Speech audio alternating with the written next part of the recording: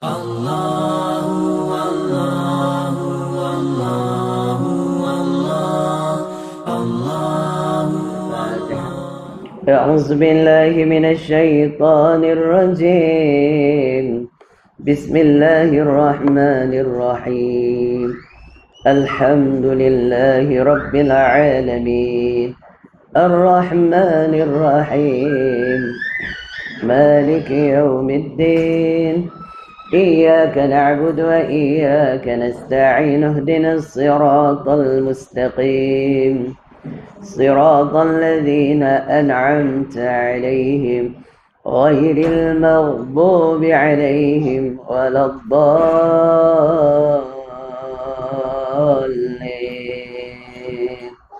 رب اغفر لي ولوالدي آمين. Buku surat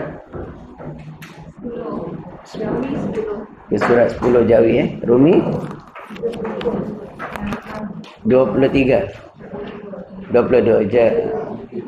Rumi dah 23 22 Wih jauh 32. Ayo. Bismillahirrahmanirrahim. Qala musannif rahimallahu ta'ala wa nafa'ana bi'ulumihi wa barakatihi fid dharain amin summa amin.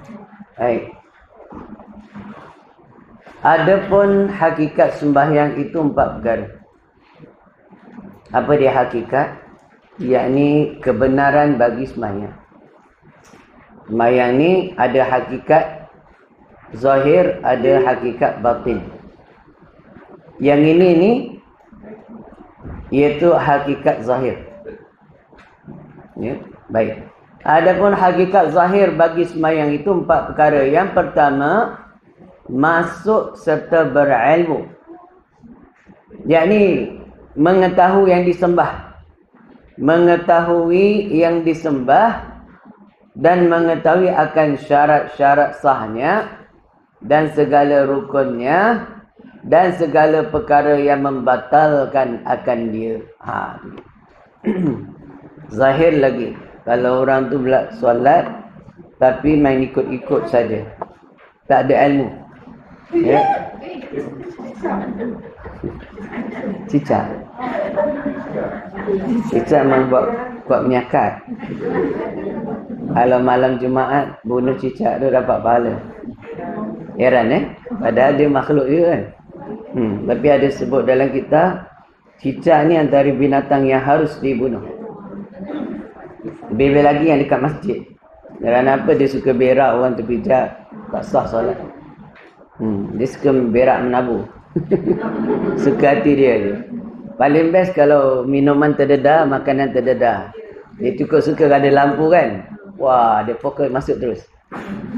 Itulah ada peribahasa. Kerana nilai setitik rosak susu sebelanga tu satu. Ni kerana tai cicak rosak susu secawan. Mana orang nak makan dah? Malangnya dia tak nampak, lepas dah habis ujung-ujung nampak. Ya kari.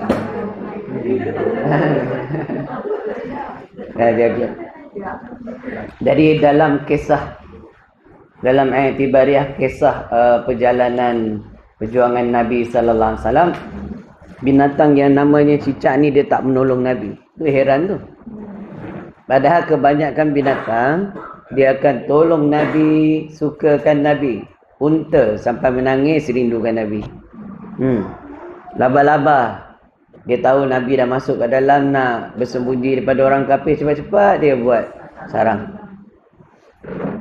Ya gitu. Tapi ular, kalajengking, cicak tak tolong. Ular waktu kalajengking waktu Sayyidina Abu Bakar tengah ribakan Nabi SAW dalam gua tu, dia nak daripada lubang nak keluar. Jadi Sayyidina Abu Bakar ambil tumit kaki dia, tu letak kat lubang. Begitu juga dia bagi satu kali. 2-3 liang agaklah dia kena. Dia tahan sakit tu. Tausid tu mengalir air mata dia, tahan. Dia tak nak kejutkan Nabi. Hebat kan? Kita mak kita tu kita kejut main pekik-pekik. Mak! Cepatlah barang dah sampai. Order Grab. Ya Allah, terkejut-kejut. Terfikir-fikir mak dia. Kan? Aduh. Ya. Ni sahabat dia sayang Nabi, hormat Nabi, ta'zimkan Nabi. Dia sanggup tak kejut. Dia takut binatang tu gigit Nabi. Tu dia letakkan lumit dia. Kena sengat, kena ketip dengan tu benda binatang berbisa. Maka Nabi pun sedarlah pasal air mata dia jatuh kat pipi Nabi. Tahan sakit sampai keluar air mata. Suara tak keluar. Jadi Nabi pun baca sesuatu, letakkan Nabi punya air dia lagi-lagi tu kepada dia punya tempat bekas tu. Terus sembuh. Mukjizat. Alio kita telah letak lagi bertambah. Jangkit, kuman bakteria semua keluar. Itu tak beramal. Tapi orang yang beramal boleh baca ayat antara kelebihan ayat Bismillah 5. Bismillahi syafi itu. Bismillahi kafi, bismillahi mu'afi, bismillahilladzi la yadurru ma'asmi syai'un fil ardi wala fis sama' was-sami'ul 'alim. Letak juga. Ambil ibu jari ni, letak dekat langit-langit, letakkan dia tu dekat tempat luka, insya-Allah.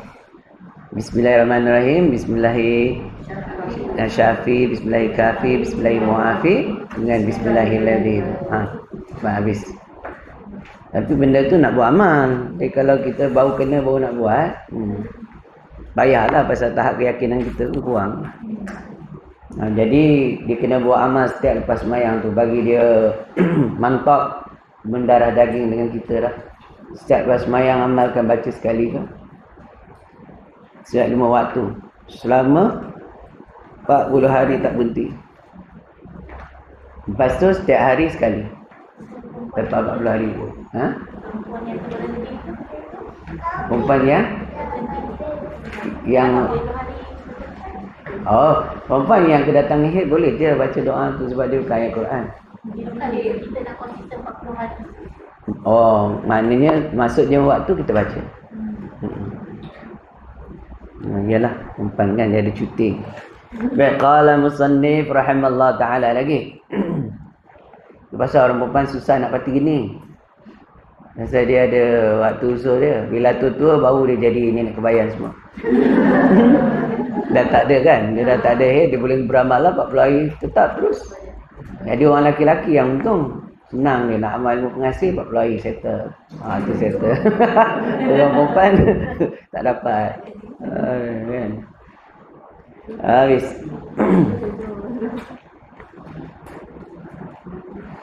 Baik. Yang pertama tadi hakikat sembahyang tu ialah berilmu. Kena ada ilmu lah. Tak ada ilmu buat apa pun tak jadi. Kemudian ada juga ilmu berkenaan dengan Allah, Tuhan yang kita sembah. Maksudnya kena ada ilmu tauhid. Kena faham usuluddin. Nak solat kena ada tauhid. Tak ada tauhid tak sah solat tu. Semua amal lah kalau tak ada tauhid semua tak diterima. Sebab syarat sah semua amal tu ialah orang yang mentauhidkan Allah. Orang kafir mana sah solat. Dan lagi mengetahui syaratnya. Mengetahui syarat sah bagi sembahyang ada berapa? Ada 9. Apa dia syarat sah dia? Mengetahui pula syarat sah bagi rukun dia. Rukun solat yang 13 tu ada syarat sah dia, kena tahu. Dan rukunnya, rukun 13 lah. Dalam setiap rukun 13 tu ada syarat-syarat sah. Yang tu kena tahu. Dan yang membatalkan dia, ramai orang tak tahu perkara yang membatalkan sembahyang. Dia ingat batal sembahyang kentut, air batal air sembahyang, najis, tu biasa. Berapa ramai yang tak perasan, berdehem ialah perbuatan yang membatalkan sembahyang. Sebab dia jarang jumpa. Berdehem itu membatalkan sembahyang. Dia bukan makruh.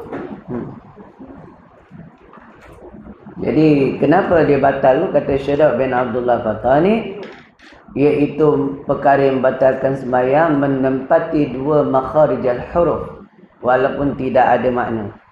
Satu huruf yang ada makna pun batal, ataupun menempati 2 makhraj huruf yang tidak ada makna. Dia itu berdahan tu huruf ha dengan mim. Ada ha, ada mim. Makhraj dia ada kat situ. Dan menyebabkan dia tu perkara yang membatalkan solat. Sama hukum dia dengan bercakap. Batuk tak apa. Batuk bersin tak apa. Tapi berdahan batal. Walaupun dia berdahan untuk membetulkan bacaan surahnya.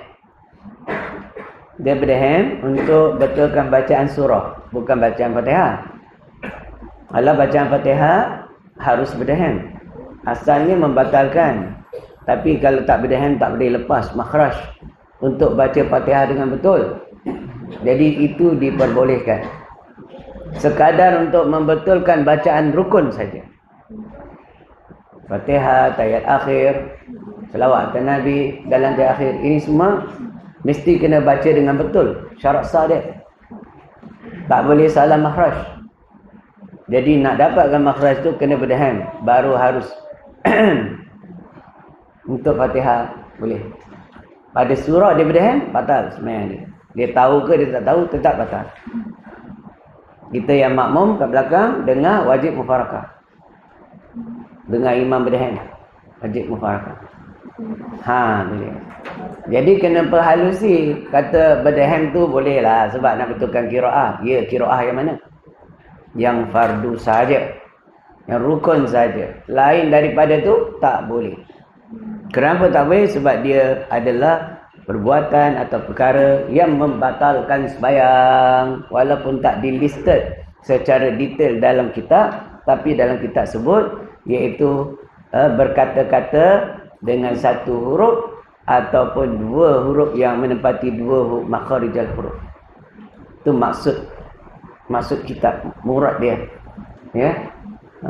Satu huruf pun tak boleh.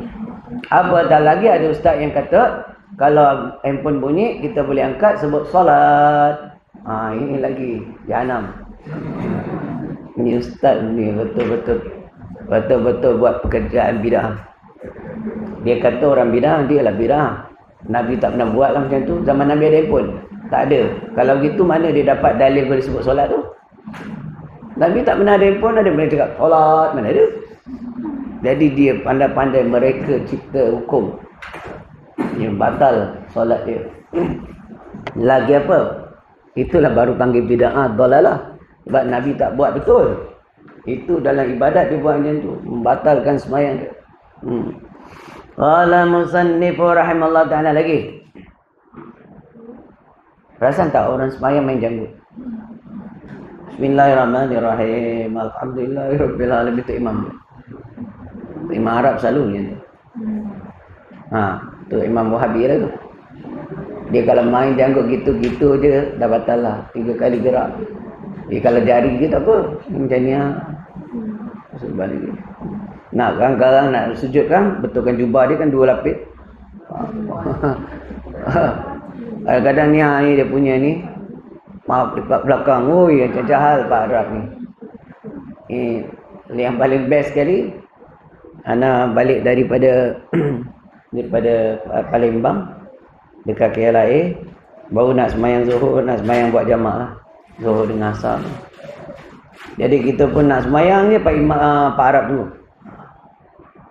So tunggu. Dia jadi imam. Siap, oi, hebat. Tak apa. Dia nak jadi imam, yang mana tu ada pandang penuh kan? Ada pasal apa nak penuh? Pasal dia pakai sok pendek. Dia pakai seluar sampai lutut dia. Bila dia rukuk atau sujud atau duduk antara sujud, seluar tu terkelensit atas. Dia cakap, jahanam betul parah. Jadi anak buat dia ngangkat dia takbir, nak pergi sebelah ke takbir? Tak ikut dia. Pasal apa? Mana boleh? Pakaian dah tak senonoh.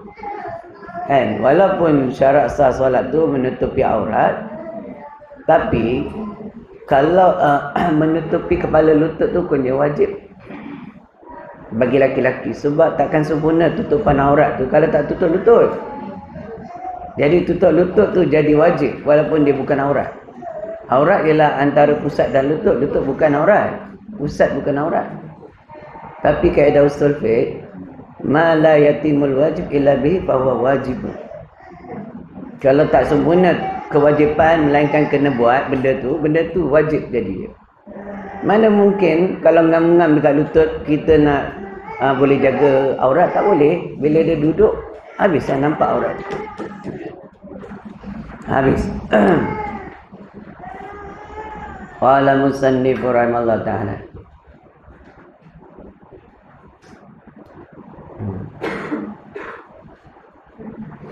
Kemudian dan yang keduanya, hakikat solat tu ialah berdiri serta ta'zim. Artinya membesarkan akan suruhan Allah Ta'ala. Nak hadirkan dalam hati rasa haibah, rasa ta'zim, membesarkan Allah, membesarkan pekerjaan solat tu sendiri. Orang kalau mengutamakan atau membesarkan pekerjaan solat, bila masuk je waktu solat, apa yang berlaku, dia akan tinggalkan semua kerja dia.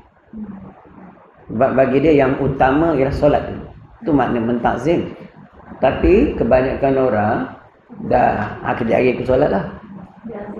Dia habiskan kerja dia semua, memang boleh sebab masa zuhur kan panjang. Tapi adakah itu lambang membesarkan? Tak. Orang yang membesarkan suruhan Allah Ta'ala ni, dia sangat mengambil berat. Jadi soal yang berkait dengan semayang, pakaiannya lagi, sebelum semayang dia dah jaga dah. Tak ada nak pakai yang pelik-pelik ni, dia akan jaga. Kadang-kadang dia khususkan pakaian solat dia. Minyak wangi kena ada, sebab tu semua perkara-perkara yang mustahab ketika nak naik solat. Dengan suginya, tu kerana membesarkan. Kalau orang azan dia selamba, siap sembang lagi. Orang azan dah ni sembang, macam tak ada wujud azan. Macam tanda dia tak membesarkan suruhan Allah. Kita pandang situ je lah. Jadi tak dapat hakikat sembahyang. Kena ta'zimkan. Dan yang ketiganya membayarkan, yakni menunaikan serta malu kepada Allah. Lagi hakikat solat tu menunaikan dia dengan sempurna. Satu, jaga rukun, jaga syarat sah, jaga yang sunat muakkadah abad dan sunat hai'ah. Tu dia. Dia tunaikan dalam keadaan sempurna. Baru nama dia menunaikan atau membayar dengan sempurna. Dan yang keempatnya, keluar serta takut kepada Allah Ta'ala. Keluar, yakni sesudah sembahyang, selepas dia menunaikan sembahyang, hasil takwa dia kepada Allah. Itulah hakikat sembahyang. Tapi dia sembahyang dengan tak sembahyang sama je. Tak ada beza.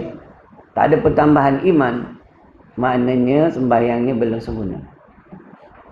Sempurna, makin orang itu sembahyang, makin ingat dia kepada Allah, makin kuat ibadat dia kepada Allah. Dia tidak purata, tidak maintain dan tu tak.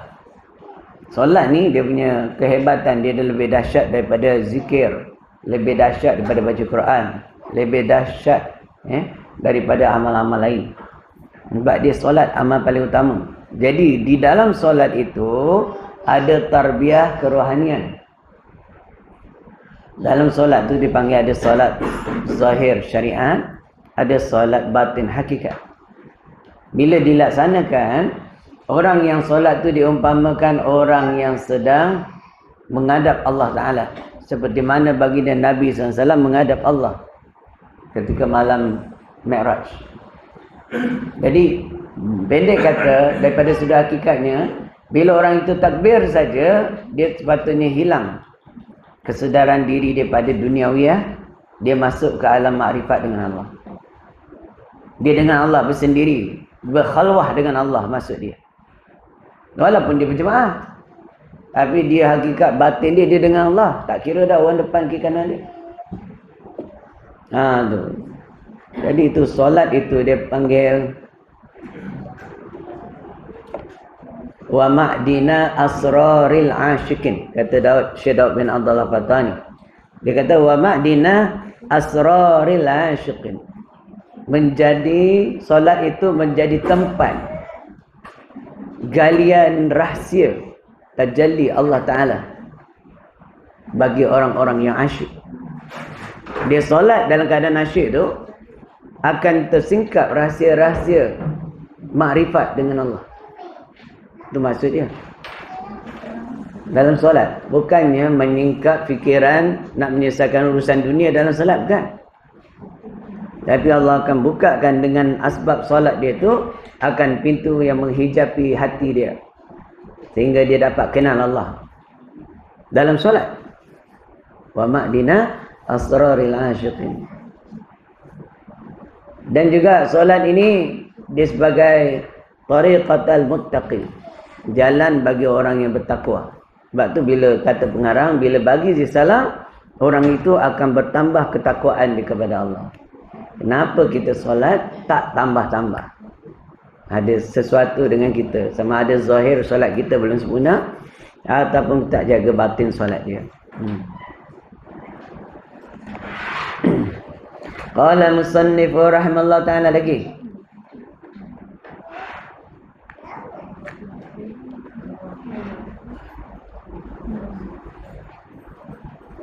Sembahyang, baik. Bermula syarat dahulu daripada sembahyang itu iaitu 5 perkara.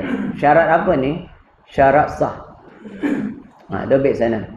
Bermula syarat sah sebelum menunaikan sembahyang itu ada 5 perkara. Yang pertama, suci badannya bagi orang yang nak sembahyang, namanya musalli. Musalli ialah orang yang nak solat. Yang pertama, suci badannya, badan seorang musalli itu daripada 2 hadas, iaitu hadas besar dan hadas kecil. Maknanya berwuduk dan lepas dan bersih daripada hadas besar. Dan suci sekalian pakaiannya dan suci sekalian badannya daripada najis yang tiada dimaafkan. Badan dia, pakaian dia dan tempat dia nak sentuh ketika dia solat tu kena suci daripada najis.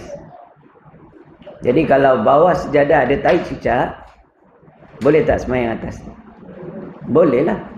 Walaupun ada 100 tai cicak di bawah sejadah. Tapi dia kering lah. Letak sejadah atas dia, sembahyang atas. Boleh.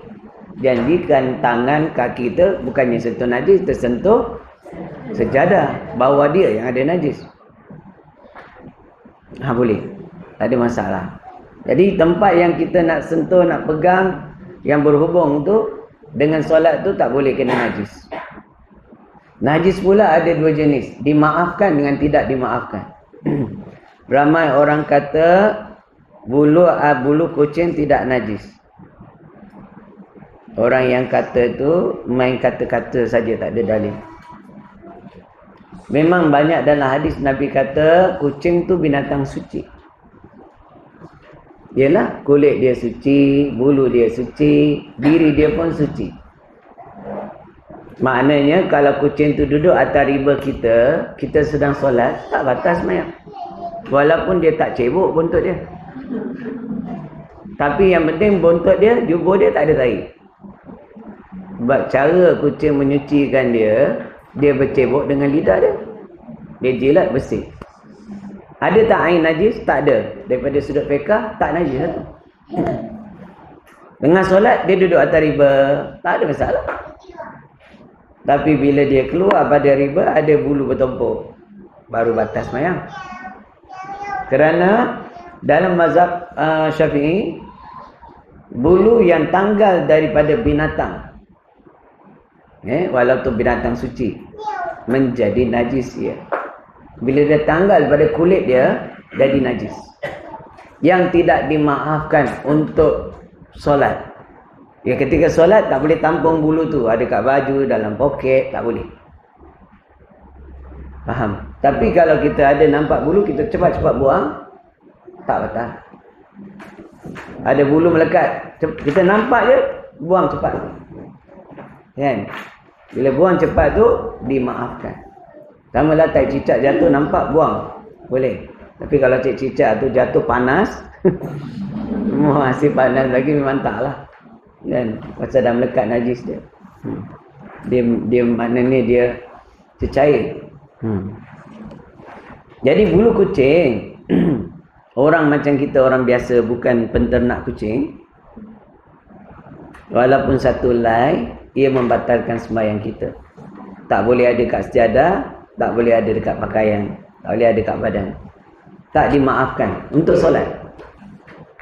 Tapi bagi pembela kucing, kucingnya banyak. Sekurang-kurangnya 3 ekor ke atas. Kalau 2 ekor tak boleh. 3 ekor baru panggil banyak. Dia panggil jamak. Jamak ialah 3 ke atas. Jadi kalau nak kata banyak ni, ialah 3 ke atas.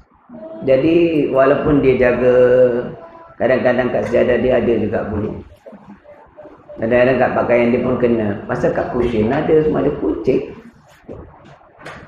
Jadi sebelum sembahyang dia kena pastikan tak ada dulu. Tak ada kucing, kaki semua okey, angkat takbir. Lepas sembahyang tengoklah ada satu bulu terselip. Dimaafkan. Itulah. Pembela kucing, peniaga kucing, semua macam tu hukumnya. Baik.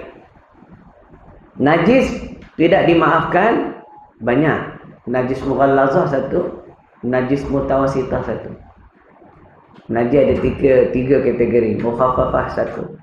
Tapi najis mukhaffafah ni jarang ada. Sebab bayi zaman sekarang, bayi botol susu. Baru lahir je, nas dah bagi susu dah. Ni hawa perempuan.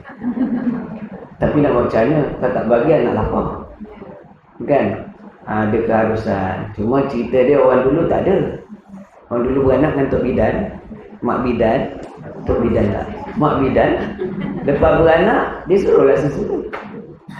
Tak ada masalah. Tapi orang sekarang semua yang sambut dia doktor atau nurse, staff nurse. Yang paling best sekali nurse tu pula tak Muslim. Sambut anak kita. Kata dia suka tengok anak kita. Yana berengek orang nak. Yana dah ada. Kalau baby siapa tak suka? Dia dah cakap dulu dah. Dia tak dengar nama Allah dulu. Dia dengar kawan tu cakap dulu. Besok dia kahwin dengan orang macam tu, jangan salah. Masa awal lagi dia dah dapat berkat lah. Jadi kalau kita beranak dekat hospital, cari solution. Minta nurse Muslim sambut. Orang Islam ni dia barakah sebab dia ada kalimah. Dia solat. Orang yang tak Islam, dia tu dimurkai Allah sebab kekafiran itu. Dia sentiasa dalam laknat sampailah dia masuk Islam. Bukan soal fiqah. Fiqah yes. Tak ada halangan berkawan, bermuamalat dengan orang kafir. Tak ada. Nabi pun bermuamalat. Tapi dalam soal nak ambil tabarrukan, keberkatan, bermula daripada situ. Belum lahir lagi. Dengar apa yang dia dengar masa bayi dalam perut kan. Ini tak ada. Suka dengar dandut. Maharaja lawak mega. Anak dia keluar kaki pelawak. Dia dah biasa dengar benda tu. Cuba dengar Al-Quran. Suka dengar surah Yusuf. Suka dengar surah Muhammad. Suka dengar kasidah. Dia akan barakah dia lain. Keluar anak, siapa yang sambut? Penting. Yang paling best sekali yang sambut doktor lelaki, pelatih. Saya cukup anti dengan dia. Saya my accident dulu. Doktor pelatih ada. Cakap, doktor buat apa sini? Saya memang kena tengok ni patient. No. I punya bini dia tak boleh tengok. I tak izin lagi tu. Misalnya. Tahu. Berpandang-pandang. Tak bagi. Nak test korek ke apa? Dok lah teman. Saya tak pernah bagi. Saya request. Dia adalah 2 sekali je. Dia beranak doktor kerajaan. Lepas tu semua saya swasta. Kumpul duit. Dah tahu dah dia nak beranak kan. Tak kumpul lah. Target 10K. Kalau normal kan. Kalau normal 3-4 ribu je. Oriental. Jadi kita buatlah 10 ribu. Takut dia banyak hari kat situ. Dah tahu dah beranak dah. Susah lah kan. Nak bagi bini selesa. Apa Ustaz saya kau orang kaya. Dah nak sibuk kaya kan. Saya bukan orang kaya pun. Saya lagi lah. Mana ada kerja, mana ada gaji. Tak ada. Niaga je. Habis. Jadi usaha. Tak nak. Pasal saya nampak masa dekat doktor kerajaan tu, saya nampak ada doktor laki-laki cek perempuan. Jadi hati saya sakit memerontak. Walaupun bukan bini saya kan. Saya cakap, alamak. Macam tu. Jadi tak boleh saya request. Qala musannif rahimahullah ta'ala. Baik. Pandai dia jawab tu. Ustaz, darurah boleh. Untuk bini kau datang kau lah. Baik. Qala musannif rahimahullah ta'ala. Baik, terusnya.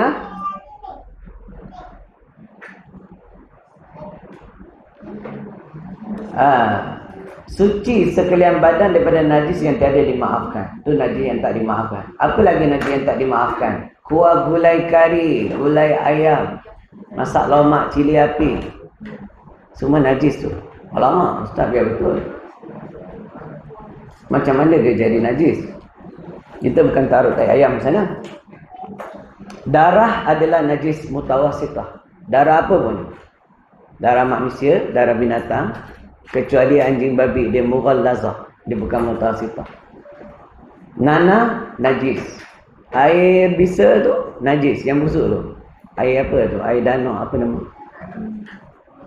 Air kalau luka ada keluar air macam air bisa tu. Orang cakap air bisa tu kan. Itu najis. Jadi darah dalam ikan boleh ke dihabiskan?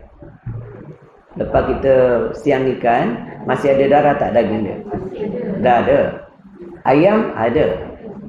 Daging lagi lah ada. Dan kita pun masak daging dan asalnya kita campurkan daging yang ada darah tu ke dalam air masakan kita. Air apa tu? Air tu suci sebenarnya. Air mutlak, bila air pahit tu dicampur dengan air asam. Asam Jawa kan. Gonyo. Taruh. Jadi campur dengan darah yang ada kat ikan, dekat daging. Jadilah air tu bukan mustakmal. Dia jadi mutan najis. Mutan najis lah.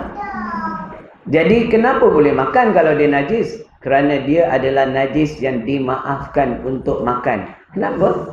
Sebab mana mungkin boleh hilangkan darah yang ada dekat daging dan daging itu semua. Kau salah lah dia. Nak hilangkan dia tetap ada kat situ dan kering kat dalam. Daging terdiri pada urat-urat dalam dia tu pembuluh darah semua. Jadi bercampur dengan air jadi mutan najis. Dimaafkan untuk makan, tapi tak dimaafkan untuk solat. Dikira masih bernajis. Mutan najis sama dengan air. Satu besen atau satu baldi jatuh tai cicak dalam dia. Awak guna tak untuk makan? Tak mungkin. Untuk air semayang tak boleh. Sebab dia dah jadi mutan najis walaupun dia jernih, walaupun dia bersih. Kalau buang tai tu tak nampak dah. Air tu tak ada berubah bau pun. Kan cicak satu je tu. Jadi mutan najis. Nak mandi basuh dia cebok tak boleh. Air dah mutan najis, nak ambil wuduk pun tak boleh. Samalah dengan masakan tadi itu. Jadi kalau kena pakaian, wajib bersihkan. Kalau sedikit, dimaafkan. Darah kita pun korek, darah jerawat, kalau kena kat telekung. Ada sikit dia bersaibu jari, kecil, dimaafkan, tak payah basuh. Tapi kalau dia tu banyak melebihi itu, kadar tu orang panggil banyaknya darah. Orang cakap macam tu dah tak boleh dah buat solat. Nama hukum dengan kuah kari, kuah gulai itu semua. Itulah dia punya rasional dia. Jadi cakap takkanlah najis, takkanlah.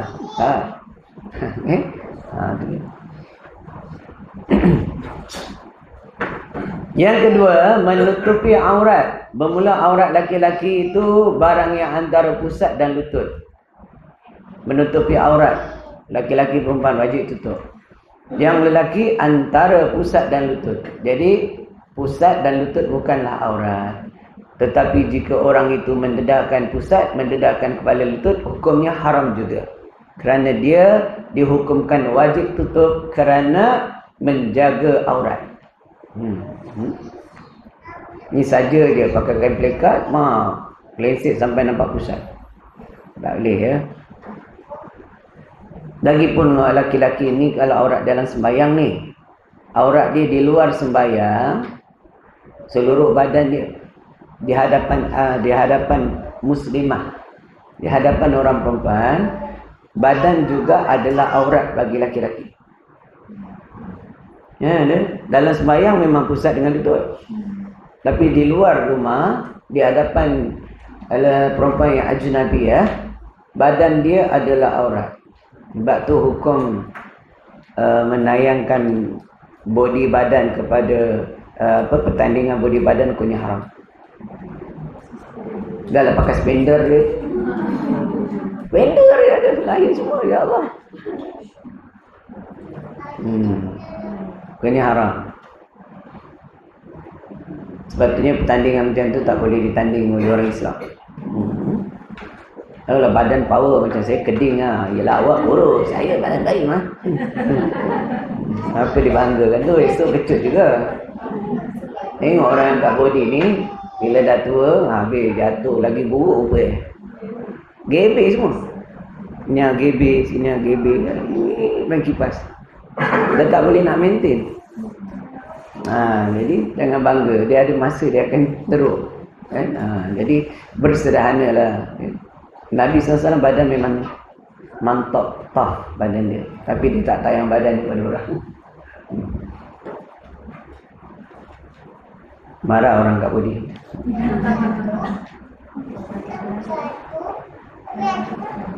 Adapun aurat perempuan yang merdeka. Jadi ada perempuan yang tak merdeka.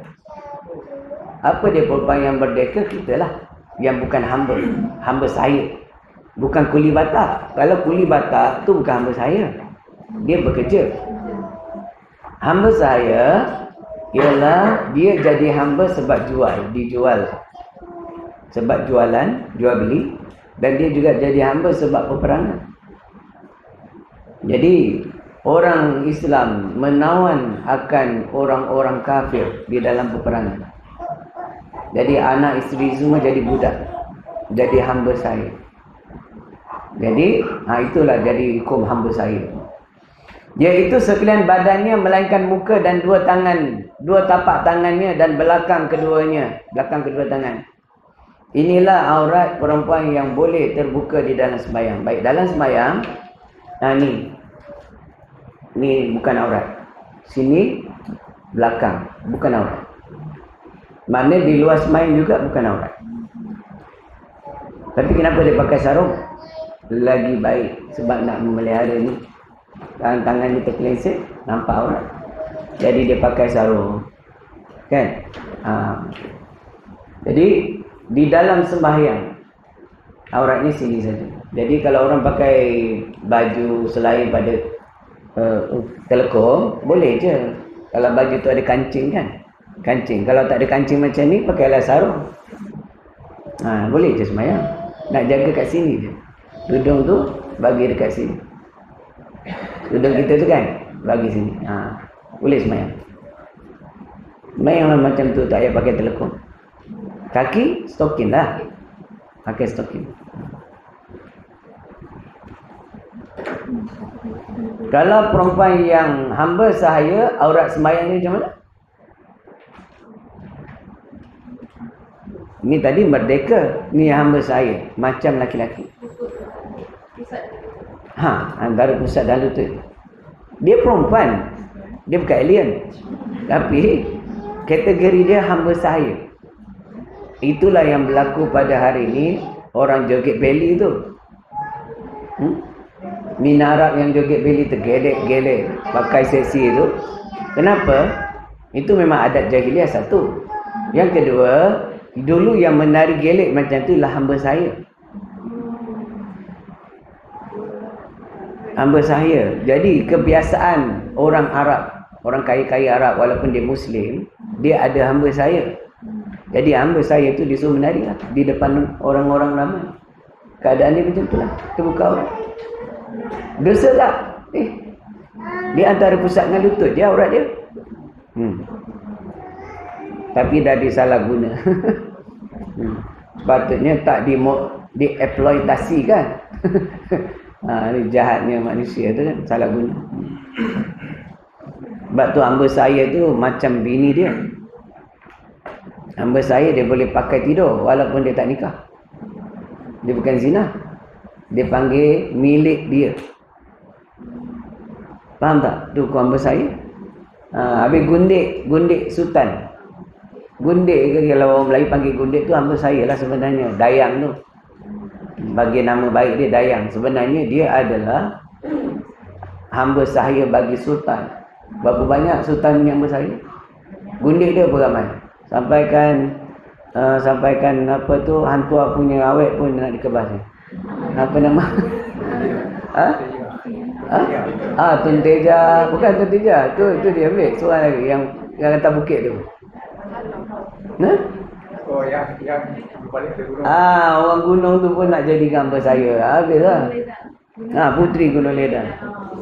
Kenapa raja marah sangat? Satu hamba saya dia dah jadi hamba saya dia. Tak boleh dah kacau. Tu milik bagi sultan. Tu sultan aku mati ya. Hamba saya tu hak milik tak boleh. Macam tu. So dia pakai tidur. Boleh? Tak nikah. Nikah pun boleh, tak nikah pun boleh. Ada anak. Jadi anak dia. Bukan anak luar nikah. Itulah hukum hamba saya. Baik zaman sekarang tak ada. Kalau tak, ramailah laki-laki mempunyai hamba saya. Dah lupus. Dah pupus dah zaman tu kan. Itu dasar dia. Jadi hukum dia kat situ. Dan tuan punya hamba saya boleh membebaskan dia dengan syarat ke atau tanpa syarat.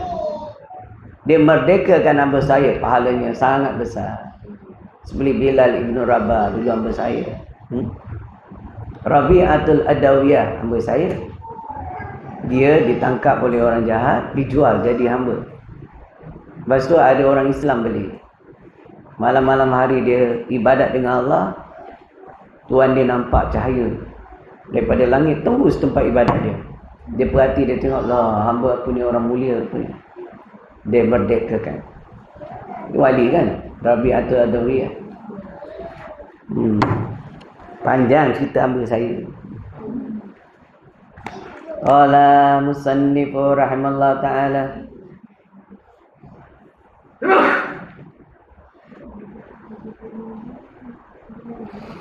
Dan ada pun di luar sembahyang bagi perempuan yang merdeka ni sekalian badannya.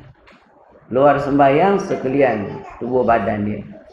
Jadi perkataan ini zahirnya sepertilah orang Arab tu dia sekedup semua sampai mata pun dah nampak.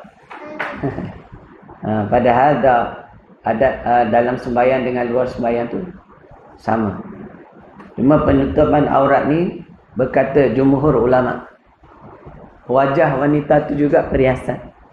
Jadi saya kira ditutup. Perhiasan. Maka sebahagian ulama kata aurat. Pasal apa? Dia menarik daripada wajah muslimah ni, dia perhiasan. Seindah perhiasan ialah wanita solehah. Kan? Jadi itulah sebahagian ulama pakai fuda. Jadi pemakaian fuda tu terlebih utama daripada tak pakai. Jadi pakai kerana Allah lah. Cuma kalau dia tak pakai, kena paksa dia pakai ke tak? Sebab dia bukan kewajipan untuk tutup. Dia jadi wajib bila sampai satu tahap menjadi fitnah. Wajib. Macam ni jadi fitnah. Lawan pandang dia tergoda. Laki orang pandang dia pun tergoda. Kena pakai. Kalau mata tu menggoda juga, ya. Tutup mata. Kalau tak menggoda tak apa. Normal je, biasa je. Kalau tergoda seorang dua, adat lah. Ini kalau semua orang pandang tergoda, hendaklah tutup dia. Kerana tu. Jadi, Syekh Hasan Al-Basri, seorang tabi'in dan juga orang adalah wali Allah. Waktu dia zaman muda dia adalah lelaki yang handsome dan suka pakai barang yang branded. baju yang terbaik, minyak wangi paling mahal dia pakai. Satu ketika dia terpandang seorang perempuan muslimah yang berhijab, pakai bedak, tapi mata tak pakai. Dia tertarik dengan mata muslimah. Mata dia cantik. Jadi dia perhati perempuan ni, balik dia ikut sampai ke rumah.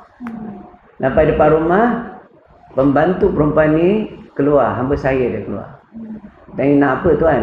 Cakap dengan tuan kau, aku tertarik dengan mata dia cantik.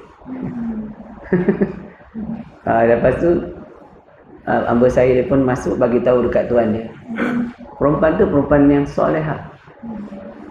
Dia apa yang berlaku yang paling tak boleh dijangka, dia bukan orang biasa, dia wali juga perempuan.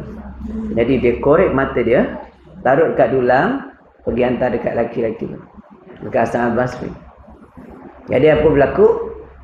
Hamba saya tu menangis bagi dia. Kenapa kau nangis? Inilah hadiah daripada Tuhan aku. Dia buka tengok bibir mata, terkejut tuan tu. Sebab kau kata suka mata, dia korek mata dia. Sebab dia bagi dia tak nak orang buat maksiat sebab mata dia. Itu dia, kita yang buat kerja. Dia korek, tak ada rasa menyesal, redha, mardatillah, niat dia lain. Kita daripada sudut fiqh tak boleh membinasakan diri, membutakan mata punya haram. Tapi dia lain, dia martabat lain. Macam arwah Tok Kenali kan, sakit, dia tak cari ubat. Ulat jatuh pada kaki dia tu, kena kencing manis. Kaki dah busuk, ambil ulat taruh balik. Dia punya makanan. Kalau kita nak buat macam tu, tak boleh dah. Bukan makan kita.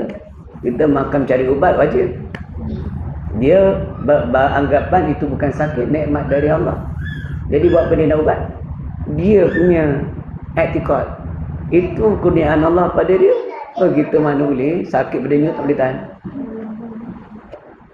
Dia sakit tu nikmat bagi dia. Oh, tu dah martabat lain. Wallahu alam. Tapi kita mata lah ni. Jauh pergi dia.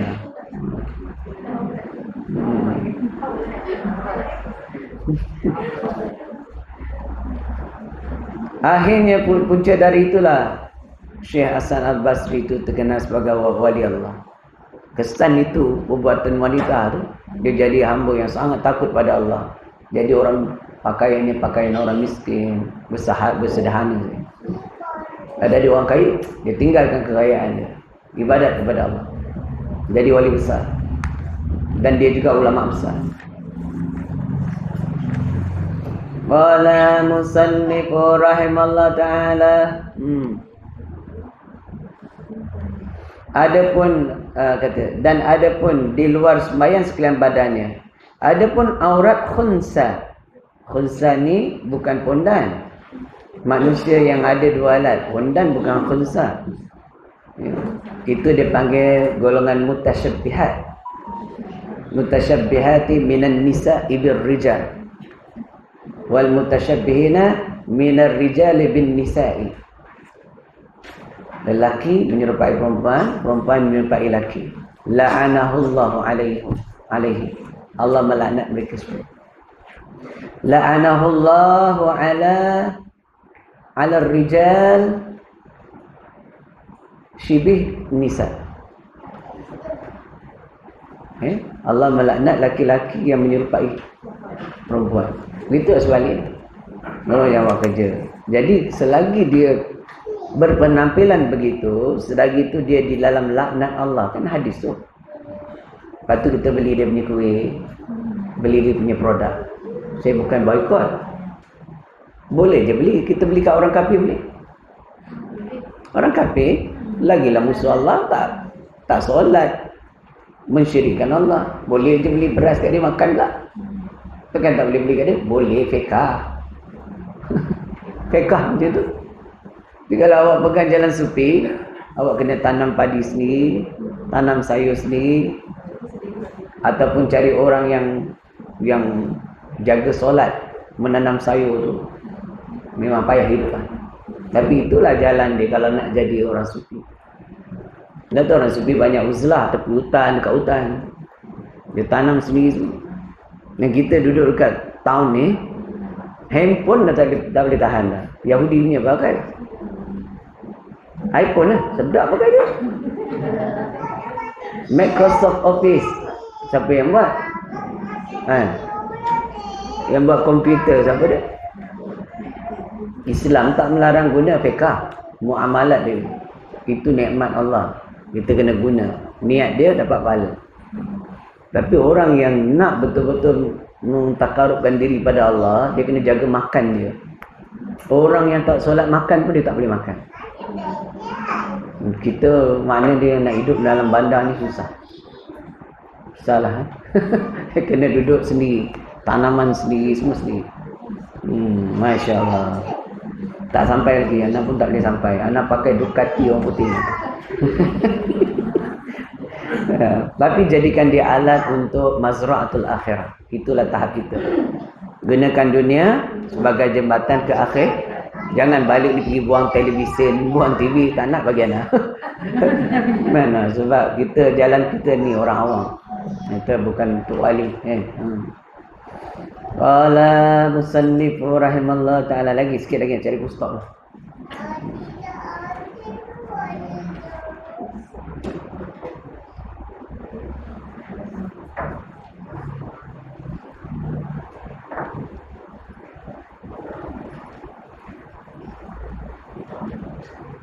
Mana dia?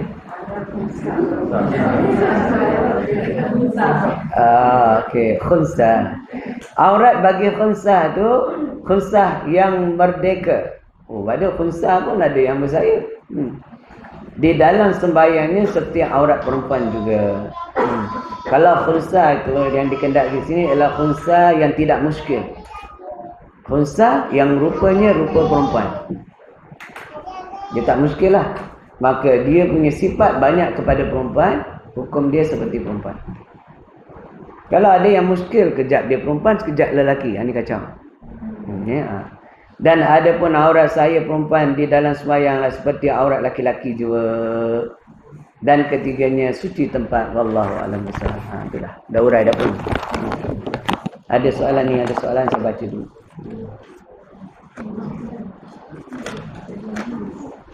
Baik, soalan dia, adakah dosa yang dilakukan oleh anak cucu cicit kita?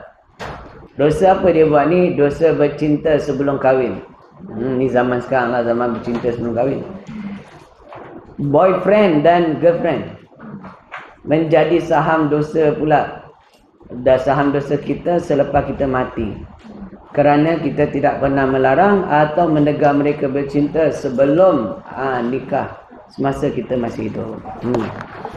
Soalan dia, adakah dosa yang dibuat oleh anak cucu cicit kita, anak cucu cicit kita, dosa yang dia buat tu, adakah kita tanggung? Antara dosanya, dosa bercinta. Bercinta sebelum kahwin kan tak boleh dalam Islam. Nak bercinta mesti lepas kahwin. Tapi susah nak bercinta lepas kahwin. Kita kena kenali orang tu dulu. Semua orang nak kenal dulu kan? Kenal dulu hati budi dia. Baik, tahap macam mana yang dibolehkan syarak? Satu, melalui orang tua. Yang kedua, melalui kalau perjumpaan yang tidak mendatangkan fitnah. Pihak perempuan kena ada mahram yang ikut, abang dia ke, adik-adik dia ke, bapa dia ke. Belah lelaki pun sama. Berjumpa di tempat yang tidak mendatangkan fitnah, di rumah dia ke atau di kedai makan ke. Tapi memang tak ada privacy lah. Nak tanya awak gini memang tak.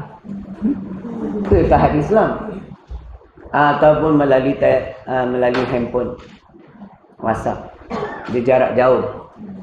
Dan perbincangan tu mesti based on syar'i. Tak boleh yang lucah-lucah, tak boleh yang melanggar syar'i. Dan tahu, okey, awak suka minum apa? Oh, apple. Saya pun suka juga, padahal tak. Kan, biasalah tu, ayat manis. Kita sehati sejiwa, awak suka warna apa? Saya pun suka lah warna tu. Aduh. Lentong. Jadi, bercinta yang macam ini, yang dimasukkan dosa ni, dia pergi berjumpa, dia pergi dating, naik motor bersama, pergi tengok wayang, buat wayang. Jadi dosa ni kita tanggung tak? Mak ayah, atuk. Tanggung kalau kita tahu kita tak tegah. Kalau kita tahu, kita rela, kita akan dapat saham sampai mati. Semua dosa dia buat masuk dekat kita. Tapi kalau kita menegah dia, melarang dia, dia buat juga, dia tanggung sendiri. Kita sehabis daya tegah tu. Tegah kemungkaran ni dengan tangan. Larang dia perjumpaan, tangan. Tak boleh dengan perkataan. Cakap. Bila hikmah, nasihat agama, tak boleh cari orang lain nasihatkan. Tak boleh hati. Hati ni tak redha dengan apa yang dia buat. 3 benda. Barulah kita tak tanggung dosa. Kalau tak, anak tak sembahyang sebab kita tak suruh. Sampailah dia tua tu. Daripada kecil tak suruh. Sampai dia dah balik, dia tak solat juga. Maka perbuatan itu, dia tak solat sampai dekat kita. Ni kalau kita dah tegur, kita dah larang, kita dah berusaha, dia tak nak juga. Allah tak bagi dia hidayah, taufik. Itu dia dengan Allah dah. Dosa yang dia buat, dia tanggung. Dosa kita setakat mana usaha kita tadi. Awak usaha melarang, menegah, mengajar atau tidak? Tak mengajar, tak menegah, tu yang kena. Wallahu a'lam. Ada soalan lagi? Ya. Soalan ni yang berkaitan Imam baca surah Al-Alaq. Suami semua ayat terakhir. Supaya Ibrahim Musa. Baru ada kalanya ketika orang jawab alaihi salam. Jadi dia jawab tu batas man. Jemaah yang jawab di belakang alaihi salam tu batas man. Kecuali dia niat zikir atau niat doa. Kalau dia ada niat doa, dia cakap, dia jawabnya tu tak batal. Sama hukum dia dengan orang baca Rabbi hasibni hisaban yasira. Itu adalah doa. Qasad dia doa tak batal. Nama juga kalau baca ayat azab ahkamil hakimin Rabbi hasibni hisaban yasira. Doa tu. Niatnya doa, qasadnya doa tak batal. Jadi macam orang tadi tu lepas baca Suhufi Ibrahim wa Musa. Situ kan dia panggil alaihi salam. Puan nak tunjukkan dia alim ah. Batal sembahyang dia. Sekiranya dia tak niat doa, sebab alaihi tu, alaihi salam tu artinya doa. Atasnya kesejahteraan maksud dia. Alaihi salam tu. Jadi kalau dia niat doa tak apa. Jadi kita bersangka baik dia doa lah. Tapi kalau kita rasa kau ni, aku rasa macam jahil murakab, tiba-tiba kau ikut orang. Tegur dia. Tanya dia, abang alaihissalam tu buat macam mana? Ni lah aku dengar orang buat, aku pun ikut. Habis abang ada niat zikir? Tak ada, batal sebenarnya. Ada niat doa? Tak ada, batal. Satu huruf pun batal. Ini kan berapa banyak huruf tu? untuk surah Hakim. Dia baca Bala wa syahidana. Okey, sama juga. Ada orang. Dia ni ucapan tu luar daripada bacaan solat. Dia bukan zikir maksur dalam solat. Jadi bila dibuat, dia mesti qasad zikir atau doa. Termasuk subhanallah menegur imam. Imam tersilap rukun, kita sebut subhanallah, qasadnya zikir. Tak ada qasad zikir, kita batal. Apatah lagi yang doa panjang, doa itu tambah itu. Wallahu a'lam. Lain.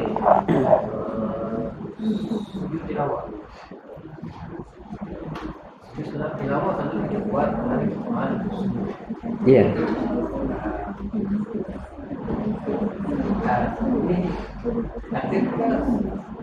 Tilawat hanya khusus untuk solat 2 rakaat ataupun boleh dibaca pada waktu-waktu lain. Dan seperti kita tahu dalam Al-Quran surah yang ada tilawat itu dari bukan.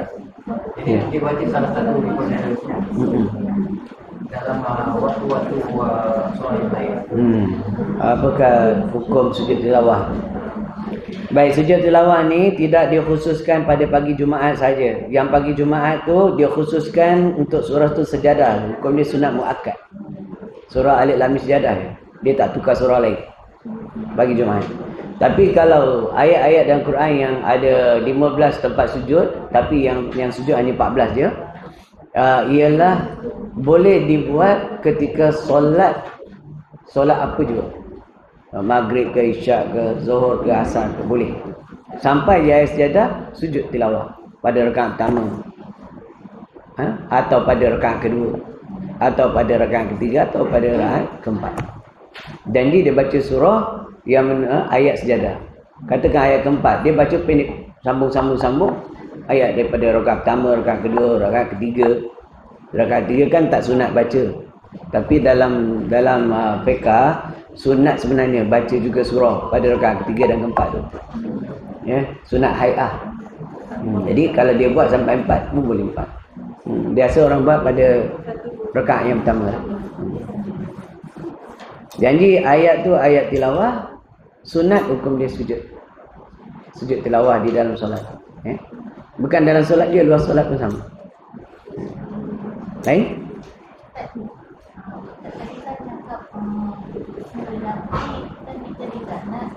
Yang menyerahkan wanita dan sebagainya. Jadi kita ni adalah mak kepada anak tu. Macam mana kita sebagai mak tahu anak kita ni ada yang bermacam tu. Kita kena tarbiyah dia. Jangan putus asa tarbiyah dan doa. Saya sendiri dulu lembut. Dululah. Sebelum pakai pandai kali. Masa ngaji pondok, saya ni kategori orang yang agak lembut lah orang cakap. Mak saya pun cakap. Saya pun tengok gambar saya dulu cakap, iyalah. Saya tengok, betul ke aku ni? Ya. Sampai kan masa saya ngaji pondok dulu, ada lelaki minat saya.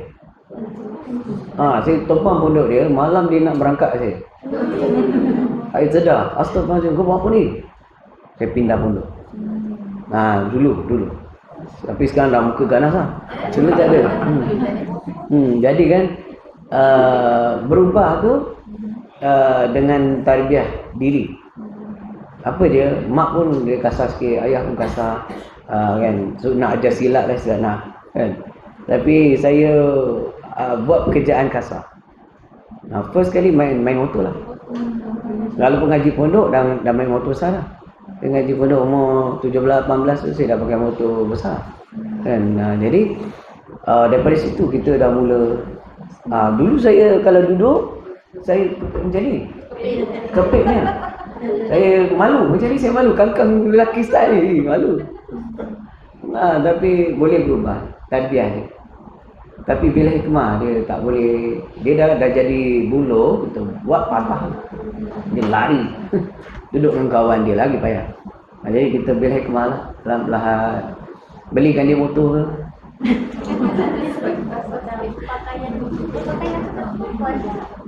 Betul, kita kena cuba something. Sebagai mak, macam kita sebagai jiran pula melihat ni macam mana nak? Kalau boleh bil hikmah ni nak tegur orang susah. Tapi kadang-kadang orang lain tegur dia boleh terima. Family tegur tak boleh. Pak Maklim sini ada anak buah yang lembut. Muka dia macam Nora Danish. Sebiji. Macam kembar. Dia pernah tangkap gambar dua. Serius. Tapi dia ngaji pondok Maklim, mak dia hantar. Maklim tarbiyah pelan-pelan. Sampai rotan pun ada lah. Tapi sebab kita pakai rotan ni. Rotan juga. Muka macam Nora Danish. Lawa muka dia. Bahaya. Maklim tak asyik duduk pondok, takut budak-budak. Masalah. Dia duduk dekat rumah Maklim. Kan. Jadi sekarang ni dia jadi ahli perniagaan. Orangnya handsome. Watakkan dia lelaki-lelaki. Sekarang. Baru lepas ni pergi ziarah kedai dia, ada kafe dekat Servijaya. Wow, handsome orang dia.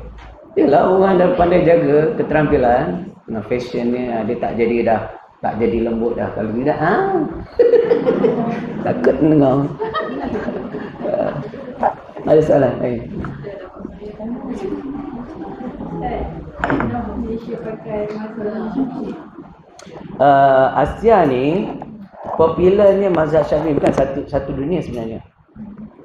Malaysia kenapa dia sinonim dengan mazhab Syafi'i? Sebab ulama-ulama yang lahir Nusantara ni, yang mengajar di Malaysia, dan juga ulama yang daripada Arab, contoh Yaman, Iraq, datang ke Malaysia ni, dia bawa mazhab Syafi'i dari dulu lagi. Sehingga kan kerajaan Malaysia, iaitu Jabatan Agama Islam Malaysia, secara rasminya mengumumkan masuk dalam perlembagaan ialah mazhab Syafi'i sebagai amalan masyarakat di Malaysia. Jadi Malaysia ni dia sebenarnya mengikut manhaj mazhab Syafi'i. Malaysia bukan Hanafi, bukan Hambali, bukan itu. Itu cuma ambil dalam bab-bab sesuatu bab-bab yang perlu pada taklid.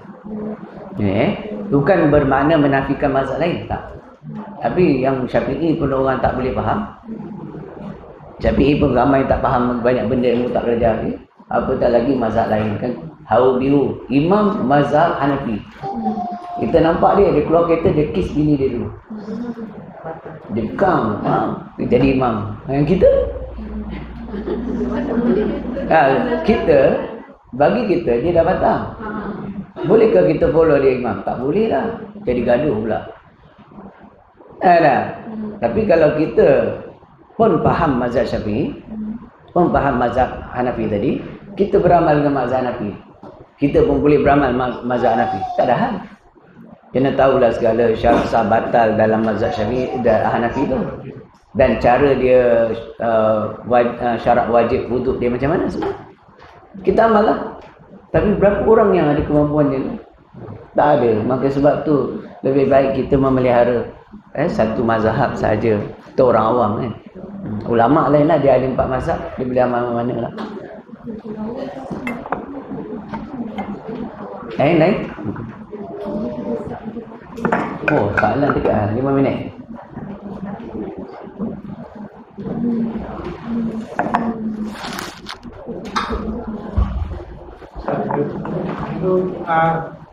Bulu landak dulu banyak kita dah nampak lah.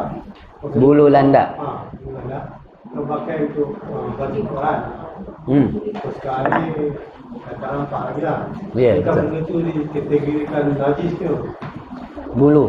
Asalkan bulu yang tanggal dia cuma najis untuk bawa solat. Jadi kalau lain kegunaan ni boleh. Sudah buat penunjuk boleh, buat pen boleh. Walaupun dia basah, dia tak menajiskan.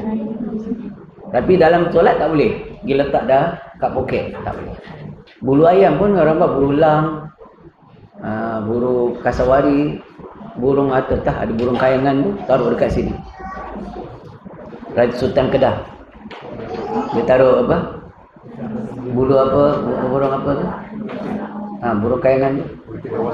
Cendrawasih.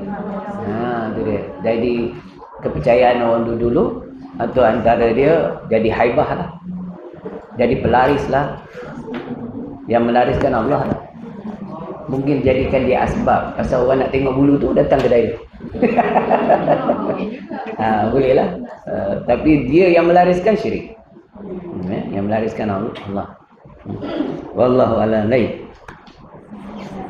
Ya.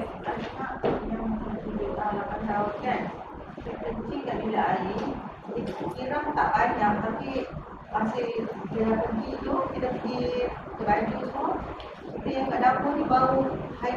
Ya. Tapi macam mana untuk kat baju? Baik. Nampak tak najis melekat dekat kaki dia? Yang nampak air, tak nampak najis, maka tak kira najis. Mana tahu ada tak dekat kaki dia tu, tapak tu bau kencing? Tak ada bau. Yang bau dalam tandas. So basuh je lah tandas. Dia kira suci. Kadang kita was-was kat situ. Dia kencing di pantut luar pada singkir. Masuk kat dinding. Kenapa dinding ni bau kencing ni? Rupa terpercik. Kita basuh kat situ je lah. Dan kita nampak tadi dia pijak kan, basah lagi. Cubalah kita dekat, bau tak? Tak ada bau, tak najis. Ada bau, confirm najis. Wallahualam. Mana saya tahu Ustaz, dia dah kering. Dia tak ada. Dah kering, dia tak ada najis, tak nampak dah. Najis hukmi ni benda yang kita tahu dia najis walaupun tak nampak. Seperti ada baunya, ada rasanya. Wallahualam. Ya. Yang kes sebenarnya yang tadi tu. Mm-mm. Kalau dalam keadaan kita sedang, kita kontrol untuk tidak berdehem, tapi kita memang ada masalah pernafasan dan sebagainya tu. Jadi kita kontrol lah dia, tapi kita berdehem secara dalaman. Kira berdehem tidak. Asalkan bunyinya tidak menempati dua makhraj. Dan memang takkan dapatnya sebab contoh sikit kan.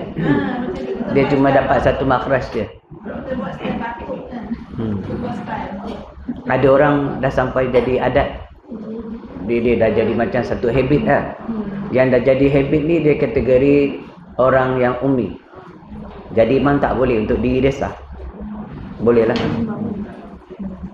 Dah habit, dah tak boleh buat apa dah. Sekira-kira memang ini je lah. Baik?